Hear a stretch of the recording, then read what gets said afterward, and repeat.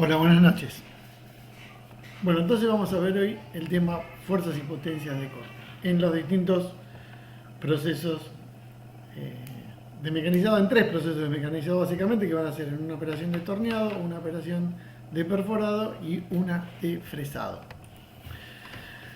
Vamos a repasar un poquito el tema de que el proceso de corte es un proceso que está condicionado por todos los factores que intervienen en él, empezando por la herramienta de corte, en cuanto a la geometría que tiene esta herramienta de corte y al material con el que está hecho. Por supuesto que también está condicionado por la pieza de trabajo y también dentro de lo que es la pieza de trabajo, el material con el que está hecha esa pieza de trabajo, la geometría de la pieza de trabajo, la rigidez, etcétera. Por supuesto también la potencia, la rigidez, el estado de conservación de la máquina en la que estamos haciendo el mecanizado son factores determinantes en el proceso de corte. Las condiciones que el proceso de corte las condiciones que nosotros fijamos en el proceso de corte, como velocidad, profundidad, etcétera, también determinan el resto de las variables. La fijación de la herramienta, la fijación de la pieza, la rigidez, etcétera, etcétera, son otro de los condicionantes, y la presencia o no, tipo, cantidad de fluido de corte. Es decir, todos estos elementos van a interactuar entre sí para determinar las condiciones del proceso de corte. Habíamos visto en su momento que los análisis de fuerza que habíamos hecho eran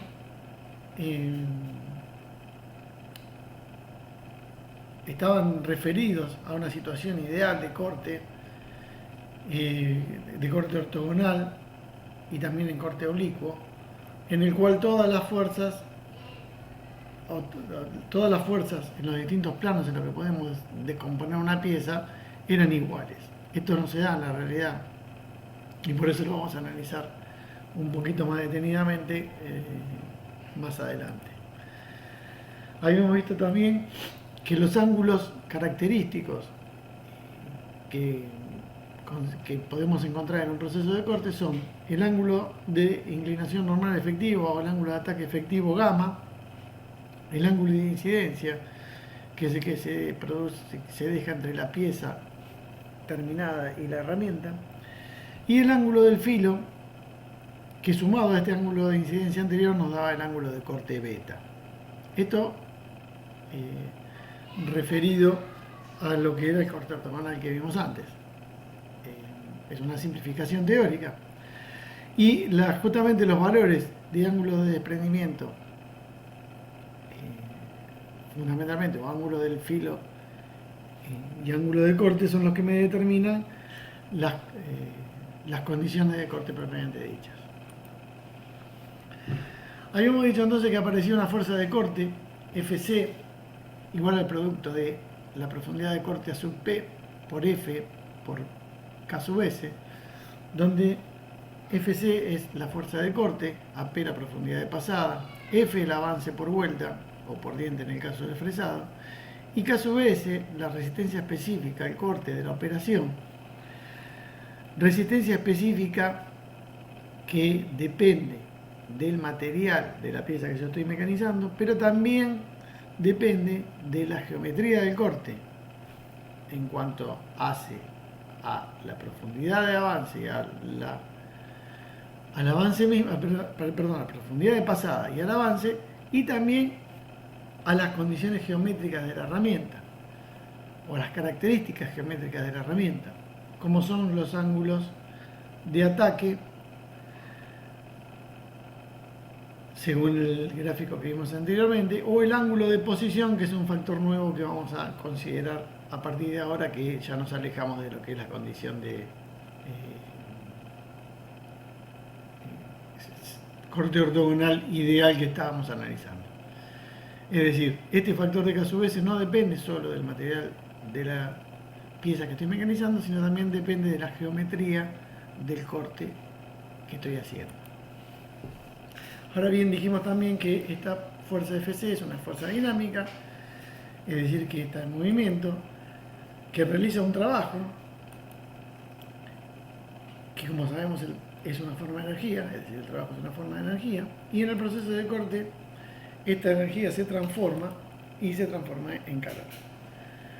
Vimos qué era lo que pasaba con este calor, cuáles eran las consecuencias que este calor traía sobre los componentes, sobre los tres componentes de corte, que eran la viruta, la pieza y la herramienta, y eso lo analizamos y lo determinamos en los prácticos anteriores. Ahora quiero ver justamente esta fuerza dinámica que se mueve con una velocidad.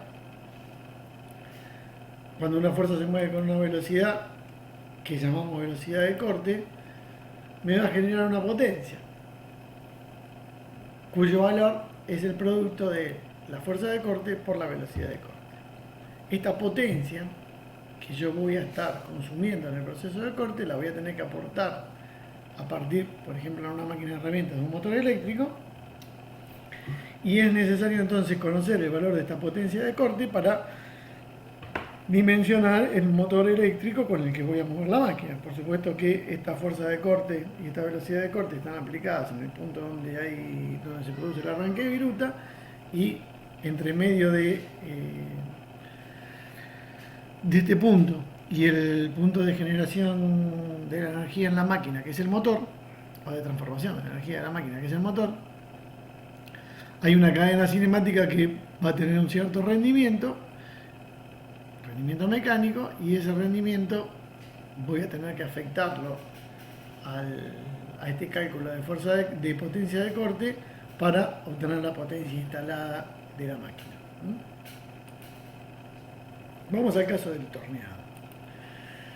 En el torneado, ya considerando una situación real de posición de herramienta, vamos a tener una fuerza total F, a la cual en principio la vamos a descomponer en tres direcciones: una fuerza tangencial, una fuerza radial y una fuerza axial.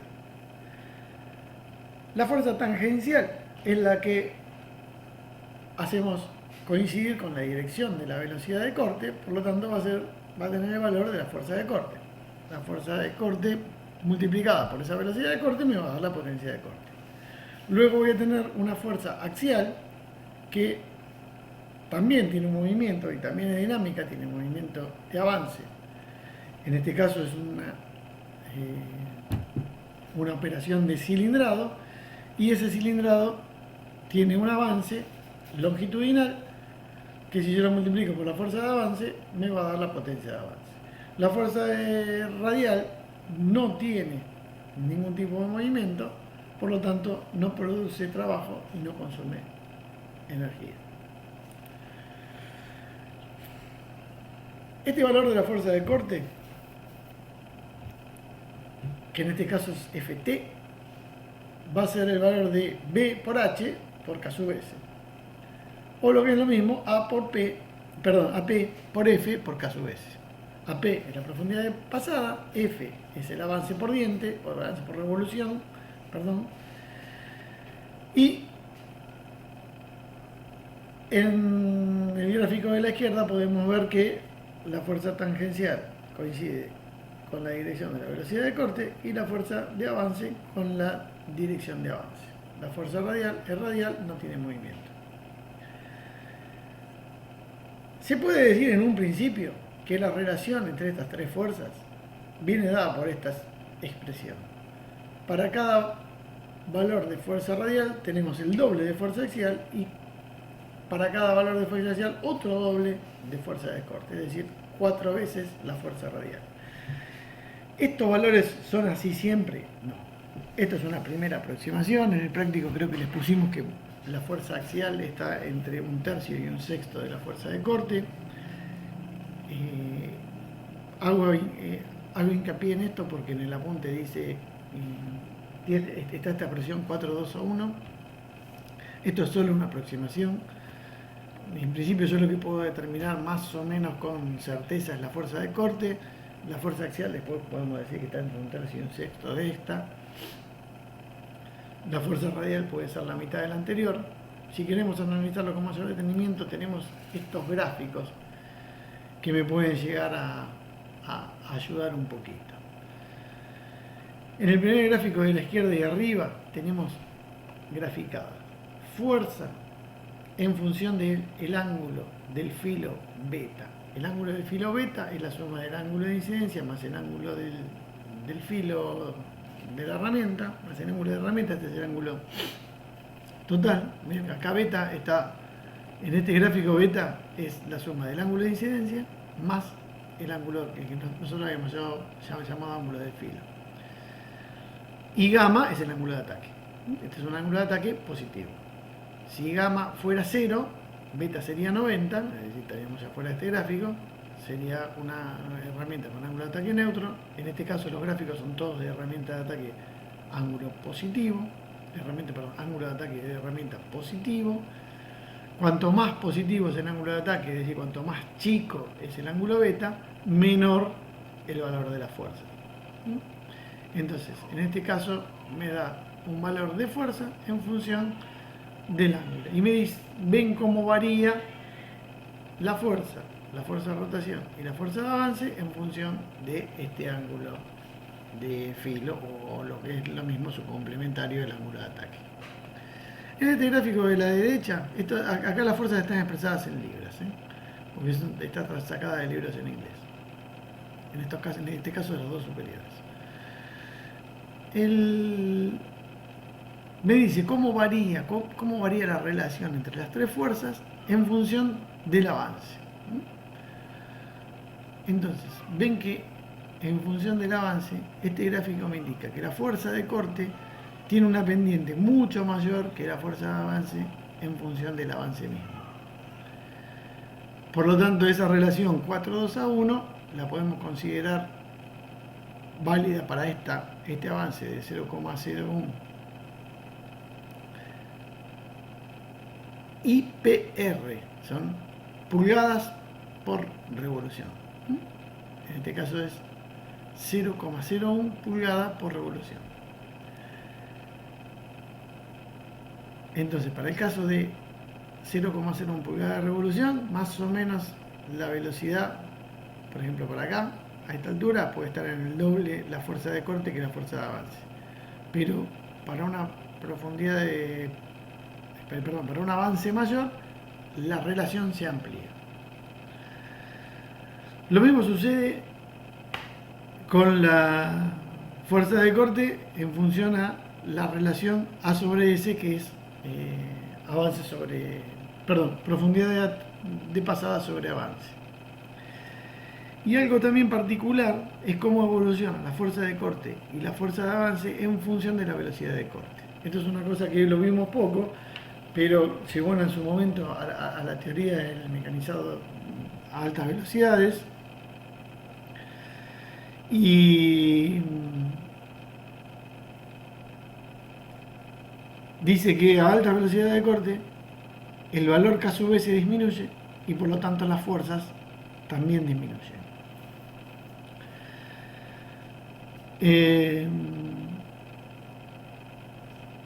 No hay mucha más teoría que esto, pero a medida que yo aumento la velocidad de corte, disminuye el K sub S y por lo tanto disminuye también la fuerza. Como todas estas cosas son un poquito teóricas y nosotros con lo único que contamos, como dijimos hasta ahora, es de los manuales de los fabricantes de herramientas, que sí pueden tener ensayos de acuerdo a lo que ellos hicieron, vamos a referir el cálculo de la fuerza de corte justamente a lo que nos dicen estos manuales. Este manual no es el mismo que usamos para la práctica, pero es exactamente igual, y también me habla de que hay una fuerza total de corte que la puedo descomponer en tres direcciones: fuerza radial, fuerza axial y fuerza tangencial.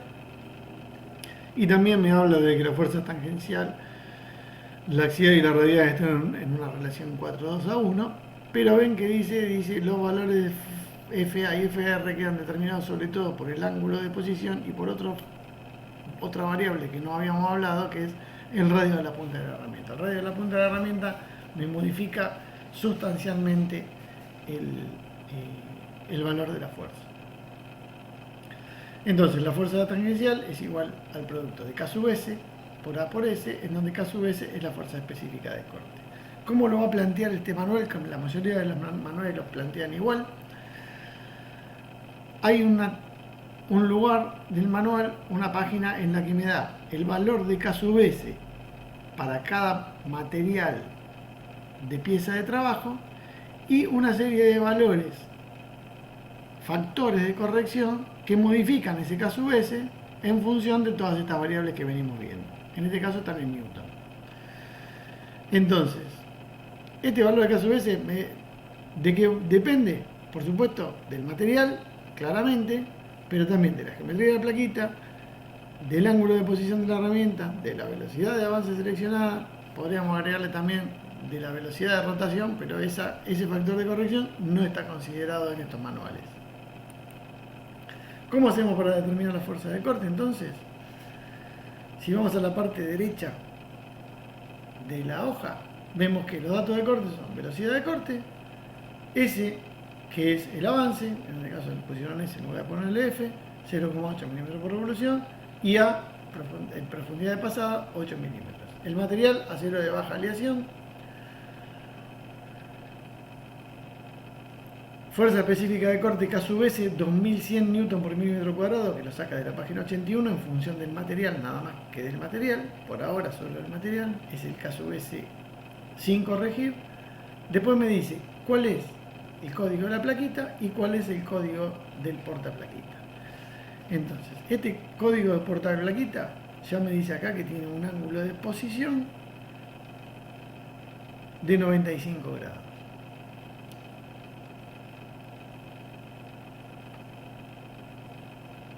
¿Cómo vamos a hacer entonces para determinar cuál es el ángulo de posición? El ángulo de posición es este valor psi, ¿no? Este valor es el ángulo de posición. En este caso prácticamente 45 grados.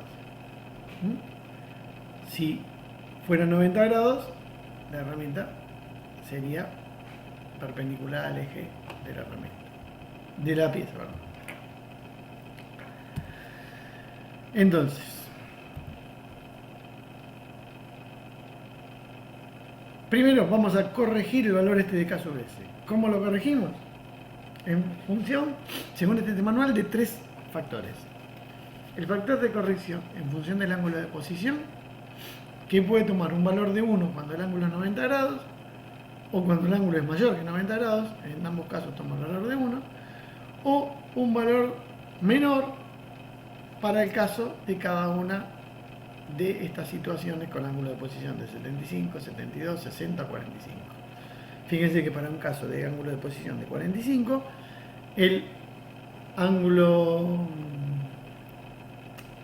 factor de corrección es 0,7, quiere decir que la fuerza se reduce en un 30%. ¿Qué hago entonces? Este valor de 2100 lo multiplico por 0,8. Segundo factor de corrección, de acuerdo al espesor de viruta. Para un avance de 0,1 tengo un factor de corrección de 1,4. Para un avance de 0,4 tengo un factor de corrección de 1. Para un avance de 1,4 un factor de corrección de 0,69. Quiero decir que para un avance de 0,4 el valor de corrección es 1. Para avances menores la fuerza aumenta, para avances mayores la fuerza disminuye. Perdón, no disminuye la fuerza, disminuye el valor de K sub S. Disminuye el valor de K sub S. Después la fuerza va a aumentar porque el avance es más alto y por tanto la sección de viruta es más alta. Pero disminuye el valor de K sub S. Tercer factor de corrección en función de la geometría de la plaquita, o sea, del ángulo de ataque. Y de acuerdo a la geometría de la plaquita, que acá es CNMM1606, acá es CNMM1606, factor de corrección 0,85. Es decir, el K sub S lo multiplico primero por 1, después lo multiplico, acá está mal, acá debe ser 2100, después lo multiplico por 0,8, después lo multiplico por 0,85. Es decir, que de 2100 newton por milímetro cuadrado que valía al principio, ahora vale 1430 newton por milímetro cuadrado. Este valor de K sub S, después lo multiplico por 8, que es la profundidad, y por 0,8, que es el avance, y me da 9.140 newton la fuerza total de corte. Fíjense que yo les decía, si en lugar de 0,8 utilizo 0,5, el factor de corrección es 0,94, voy a tener en principio un número mayor acá, pero acá voy a multiplicar por 0,5, es decir, voy a bajar casi a la mitad. Vamos a bajar por 0,4 para que sea la mitad. El factor de corrección es 1, es decir, perdí un 20% acá, pero gané un 50% acá, ¿no? Es decir, la fuerza total de corte es menor, pero no tanto menor como por el avance en sí me hubiera dado. Luego, si quiero hacer la potencia, bueno, lo multiplico por la velocidad, por los factores de corrección, no, por los factores de conversión necesarios, y lo divido por el rendimiento de la máquina, que en este caso lo supone 0,7, y obtengo la potencia en función de la velocidad de corte y la fuerza de corte que calculé antes. Bien, espero que haya quedado claro. Ahora, aparte de la fuerza de corte, tenemos una fuerza de avance, que también se mueve con una velocidad. Esta velocidad tiene un avance lineal FL igual a F por N, donde F es el avance por diente y N el número de vueltas. La potencia de la fuerza de avance entonces va a ser igual a FA por FL o FA por F por N. En este punto tengo que destacar algo. N es el número de vueltas, el número de revoluciones por minuto al que está girando el torno en el momento que está mecanizando. N no me determina la velocidad de corte, al revés, la velocidad de corte me determina en N. Entonces, yo fijo la velocidad de corte por tabla y luego calculo N. En el trabajo práctico no les pusieron cuál era N y no les pusieron cuál era el diámetro. Decía, ustedes tienen una velocidad y no tienen el diámetro. Bueno, se puede suponer cualquier diámetro porque no importa. O sea, es conceptual esto. Si yo estoy trabajando en 50 milímetros, multiplico la velocidad de corte angular por los 50 milímetros, por el radio, y obtengo el número de vueltas por el cual tengo que multiplicar a F para sacar la potencia de avance. Por supuesto que la potencia toda está instalada en un torno convencional, va a ser la suma de las dos, la potencia de avance más la potencia de corte, o la potencia tangencial. En un torno de control numérico no, porque la potencia de corte viene dada por un motor de lucillo y la potencia de avance por otro motor del avance, así que van por carriles separados. Vamos entonces ahora al caso del agujereado o perforado. En el agujereado o perforado cambian un poquito las denominaciones, pero el concepto siempre es el mismo. Si vemos en la imagen de la izquierda una mecha de dos cortes, y llamamos D al diámetro de la mecha y A minúscula al avance por vuelta, cada uno de los dos bordes va a cortar una sección de viruta Q, que es igual al producto de A sobre 2 por D sobre 2. Y como reacción a este corte se va a producir una fuerza de valor R, una fuerza de valor R, la podemos ver acá, una fuerza de valor R total, que la vamos a descomponer en principio en una fuerza P y una FR, que H horizontal, que se anulan entre ambas, y me va a quedar solo la fuerza P. Esta fuerza P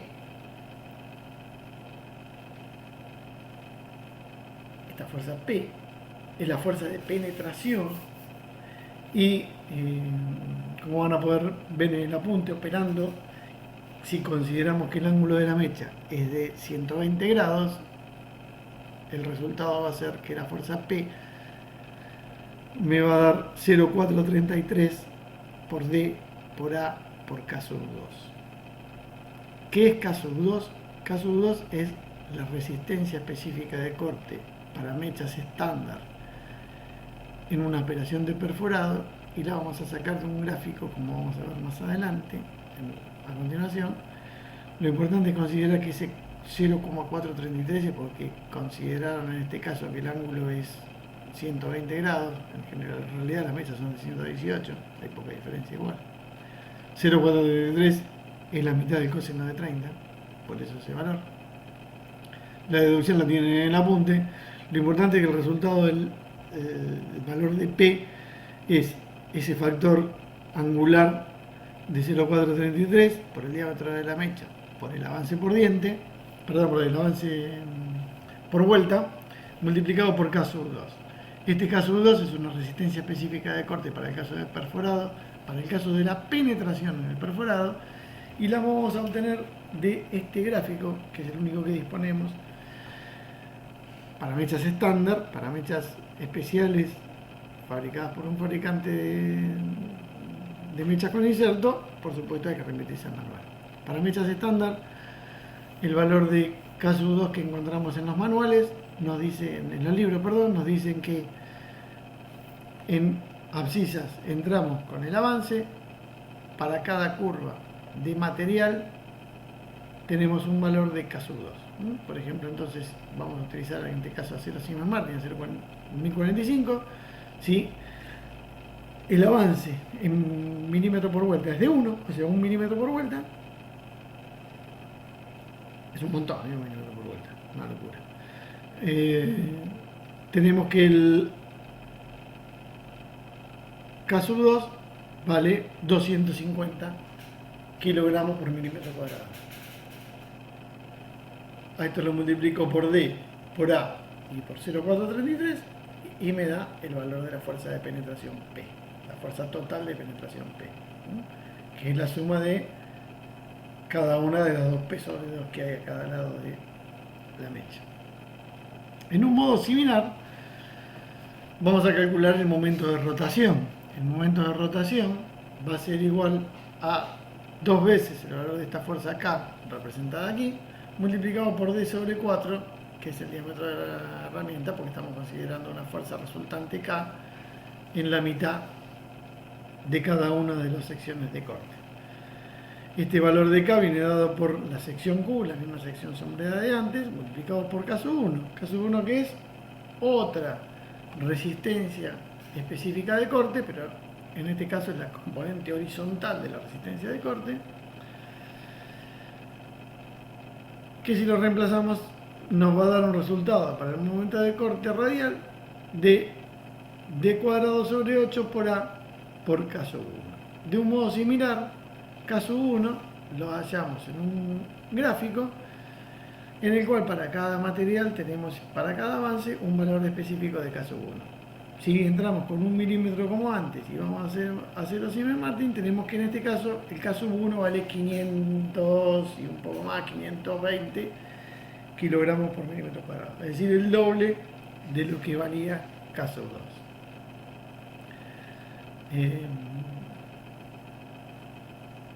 Bien, por ejemplo para el bronce, acá me da que para 1 milímetro vale 100, y en el caso anterior, para 1 milímetro vale, para el bronce, más o menos lo mismo, ¿sí? Es decir, que para el bronce no hay tanta diferencia. Bueno, si multiplicamos cada una de las fuerzas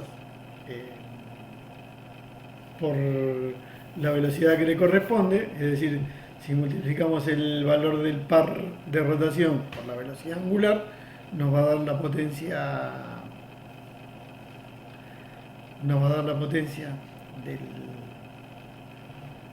del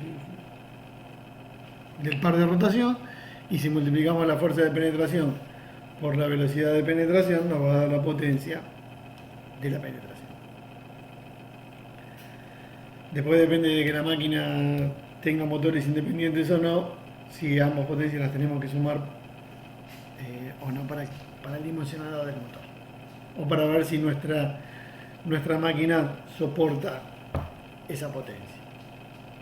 Vamos a ver el caso del fresado porque se nos va a complicar un poquito el tema del fresado.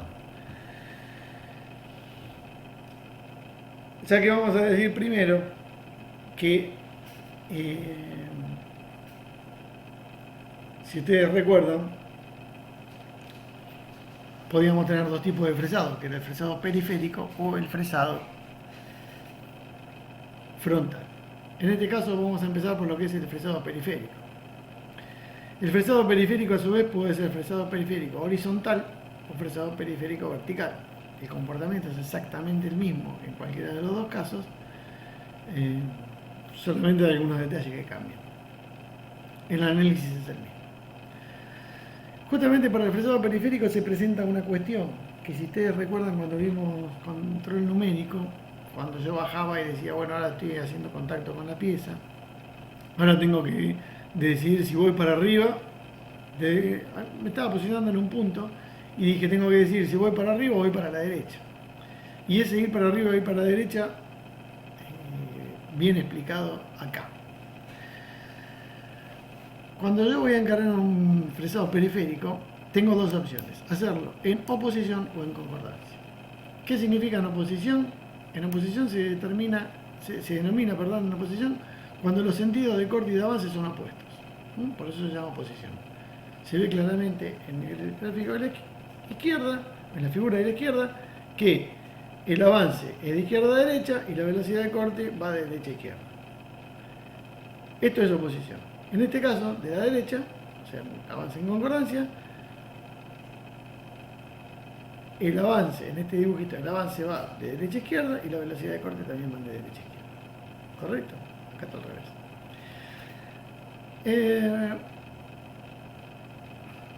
¿Cuáles son las consecuencias de elegir uno o el otro? Bueno, lo primero, que el esfuerzo de corte y de avance están en direcciones iguales o opuestas. Pero las primeras consecuencias que va a tener es, en el caso de la oposición, la fresa expulsa a la pieza de la zona de corte a donde quiere ingresar, ¿sí? Yo acá quiero meter a la pieza acá adentro para cortar entre dos dientes y la estoy empujando, la estoy sacando. Mientras que acá la estoy atrayendo, ¿no? La fresa atrae a la pieza hacia su corte. Entonces en oposición la expulsa y en concordancia la atrae. En el caso del corte en oposición, la fuerza vertical FB tiende a levantar a la pieza de la mesa. Si yo tengo una pieza apretada en la mesa y la tengo agarrada medio lejos y yo la quiero levantar, produzco que la pieza se levante y flexione. En el caso del mecanizado en concordancia, al contrario, lo apoyo contra la mesa, no hay ningún tipo de flexión. La fuerza FB tiende a clavar o apoyar la pieza sobre la mesa. En el caso de la oposición, el diente resbala antes de iniciar el corte. Empieza resbalando, no puede empezar cortando porque empieza resbalando. En cambio, acá empieza cortando. En el caso de concordancia, el diente entra de golpe sin resbalar. En el caso de la oposición, la fresa se gasta mucho producto de esto que explicamos recién. Mientras que en concordancia el desgaste es muchísimo menor. La superficie obtenida, por tanto, en el caso de oposición, es rugosa, ondulada y sin pulimentar, mientras que en concordancia la superficie es lisa, plana y pulimentada. Esto también es, las fuerzas de corte, por tanto, son menores en el caso de concordancia, porque el ángulo de desprendimiento real en el caso de oposición es menor, es una condición geométrica. En este caso el ángulo de desprendimiento es menor y en este caso es mayor. La viruta sale arrancada en el caso de oposición, mientras que sale bien cortada en el caso de la concordancia. Por culpa de todo esto, la fresadora experimenta grandes vibraciones en el caso del mecanizado de oposición y no se producen vibraciones apreciables en el caso del fresado en concordancia. Visto todo esto, ustedes pueden preguntarse con todo derecho por qué cuernos existen los dos, no usamos siempre en concordancia. Y el tema es que el mecanizado en concordancia solo se puede utilizar cuando el movimiento de traslación que la máquina aporta sobre los elementos que están en movimiento no tiene juegos mecánicos entre sí. Es decir, cuando yo tengo un movimiento de traslación, generalmente la que se traslada es la pieza, en las fresadoras, cuando yo tengo un movimiento de trasladación de la pieza sin ningún tipo de juego mecánico, puedo utilizar el mecanizado en concordancia. Si ustedes recuerdan el práctico de máquinas, vieron que uno de los modelos o de los métodos para efectuar los movimientos de las máquinas eran los tornillos trapezoidales. Si yo tengo un tornillo trapezoidal con una fuerza de trapezoidal, necesito un vuelco entre el tornillo y la tuerca para que el mecanismo funcione. Si los dos son exactamente iguales, el rozamiento es elevado y se frena. Entonces, como necesito ese vuelco, imagínense que si yo con un tornillo trapezoidal estoy moviendo esta pieza, en el caso de concordancia, la estoy moviendo para allá, el tornillo está empujando, cuando la fresa me corre la pieza, me separa el tornillo de la tuerca y me la hace avanzar a los tirones. En cambio, en este caso no, el tornillo viene empujando de este lado y la fresa se opone a ese tornillo que viene empujando y el mecanizado es suave. Es decir, si yo en mi máquina tengo vuelco mecánico entre el elemento de transmisión del movimiento, utilizo una posición porque ese vuelco mecánico lo minimizo con la fuerza de la fresa sobre la pieza. Espero que se entienda bien, si no van a tener que utilizar un poquito la imaginación. ¿Cómo hago para solucionar eso? En una máquina de control numérico, esos movimientos normalmente están manejados por tornillos de bolas recirculantes. Esos tornillos de bolas recirculantes no tienen vuelco mecánico entre sí y puedo utilizar perfectamente el mecanizado en concordancia. Por supuesto que si es una máquina convencional con tornillos de bolas recirculantes, también puedo utilizar el mecanizado en concordancia. Y si en lugar de tener un movimiento mecánico tengo un movimiento electromecánico o electromagnético o hidráulico y no hay vuelco mecánico, también puedo utilizar en concordancia y voy a utilizar ese porque es el método más favorable de los dos. Bueno, visto esto de fresado periférico, vamos al otro tipo de fresado, que es el fresado frontal. Y en el fresado frontal no hay tantas consideraciones que hacer. La única consideración que sí es importante hacer es que dentro de lo posible no hay que hacer coincidir el eje de la fresa con la cara que voy a mecanizar. Digamos, nunca tengo que hacer coincidir este eje con la cara que estoy atacando. ¿Para qué? Para que no entre el diente perpendicular a la cara. ¿Por qué? Porque esto me está dando una idea de lo mismo que sería el ángulo de posición del torneado. Aquí la sección de viruta, de acuerdo al ángulo lateral de la fresa, puede ser tipo trapezoidal como esta o rectangular como esta. Para el caso es lo mismo, el valor de la sección es este valor acá, ahora se llama SZ, avance por diente, multiplicado por la profundidad de pasada, avance por diente, multiplicado por la profundidad de pasada, me da la sección de la viruta. Esta sección de viruta, H, que es el avance por diente, y A, que es la profundidad de pasada, está acá, de esta mitad. Este valor, estos dos valores me determinan entonces la profundidad, la sección de viruta. Entonces, esta fórmula, S, el avance por diente, me dice que el avance por diente es F, el avance lineal de la mesa, dividido N, que es el número de revoluciones, y dividido Z, que es el número total de la fresa, de dientes de la fresa. Entonces, el avance por diente es igual al valor del avance total de la mesa, dividido el número de revoluciones y dividido el número de dientes de la fresa. Para el caso del fresado periférico, la sección de viruta que vamos a considerar, teniendo en cuenta que la forma de la viruta no es regular, el valor de la sección de viruta la vamos a calcular multiplicando HM, que es el valor de la profundidad media de viruta, por el ancho de mecanizado. Entonces, el ancho de mecanizado por HM me va a dar la sección de viruta. ¿Y cuánto vale este HM? Es el valor de SZ por la raíz de A, que es la profundidad de pasada, y D, que es el diámetro de la herramienta. Esto es un cálculo geométrico. ¿Correcto? Entonces, sección altura media de la viruta, HM multiplicado por B me da la sección media de la viruta. Esa sección media de la viruta es la que voy a multiplicar por el K sub S, resistencia específica de corte de la operación, para obtener la fuerza de corte de un diente. Esta es la fuerza de corte de un diente. ¿Cuánto vale ese valor de K sub S? Que en este gráfico dice K sub S, pero es K sub S. Y bueno, el valor de K sub S también depende del material y de la geometría. En este caso, la geometría de la herramienta no está considerada porque está considerada, este gráfico es para herramientas fresadoras fresas de acero rápido helicoidal.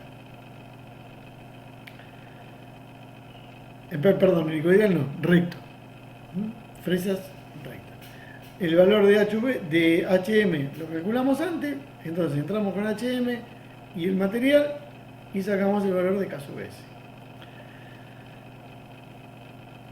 Para el fresado periférico, la fuerza de corte en el fresado periférico va a ser igual al producto de K sub S multiplicado por 2 por S', que es el avance total de la mesa, por B, por la raíz de A por D menos A, esto sale todo de la fórmula anterior, dividido N por Z por D.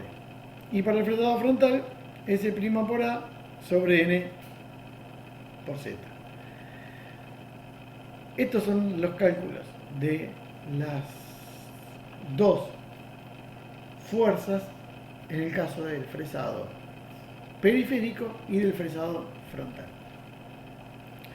Ahora bien, este es el valor de la fuerza de corte de un diente, ¿correcto? De la fuerza de corte de un diente. Ahora tenemos que multiplicar por cuántos dientes se están cortando. Y aquí viene la segunda aclaración. El valor de la potencia va a estar dado por la fuerza de corte de un diente multiplicado por la velocidad de corte y multiplicado por la cantidad de dientes que están cortando al mismo tiempo. Por supuesto que no tengo que multiplicarlo por la cantidad de dientes totales de la fresa, porque como puede verse en cualquiera de estos dos casos, que es, como vimos antes, fresado periférico, fresado frontal, en el peor de los casos, en el fresado frontal, o en cualquiera de los dos casos, si yo estoy trabajando con un ranurado completo o con un fresado frontal completo, la mitad de los dientes no están cortando porque están del lado de atrás, claramente. En el caso del fresado frontal, va a depender de la cantidad de dientes de la fresa, del diámetro de la fresa y del ancho que estoy mecanizando. Y en el caso de fresado periférico, de la cantidad de dientes de la fresa, de la profundidad de pasada y del diámetro de la fresa. Es decir, en este caso podemos considerar que están trabajando como máximo 2 dientes al mismo tiempo. Si la profundidad fuera hasta acá, hasta la mitad, estarían trabajando 3 dientes al mismo tiempo. Y si llegáramos a un diámetro completo, o sea, si llegamos a una profundidad hasta acá arriba, tendríamos 1, 2, 3, 4, 5 dientes al máximo. ¿Sí?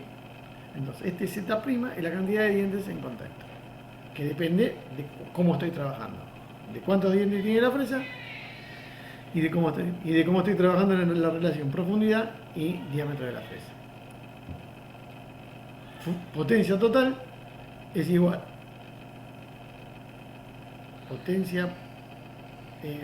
fuerza por diente, por número de dientes en contacto, por la velocidad de corte. La velocidad de corte que determinamos de acuerdo a tabla, ¿no? Bien, después dependiendo de la máquina, como vimos en los casos anteriores, la fuerza de avance multiplicada por la velocidad de avance puede llegar a tener que sumarse a esta fuerza de corte o no, si los movimientos vienen dados por un mismo motor o por dos motores independientes. Fresadoras de control numérico tienen motores independientes, fresadoras convencionales es un solo motor para todos los movimientos, siempre afectando a este cálculo del rendimiento mecánico de la máquina para llegar al punto donde tengo puesto el motor. Transmisiones, embragues, engranajes si los hubiera, correas, deslizamiento de los carros de las mesas, todo eso contribuye a un consumo de potencia o rozamiento que tengo que descontar, que tengo que incrementárselo a este cálculo para llegar al valor total de potencia disponible en el motor. Bien, espero que con esto haya quedado claro todo lo que concierne a la parte de potencia. Como siempre les ofrezco de lunes a miércoles mi Zoom de 7 a 9 para cualquier consulta respecto de esta explicación que acabo de dar, y en algún encuentro grupal estaremos charlando y comentando algún detalle de todo esto. Así que espero que haya sido entendido la explicación. Gracias.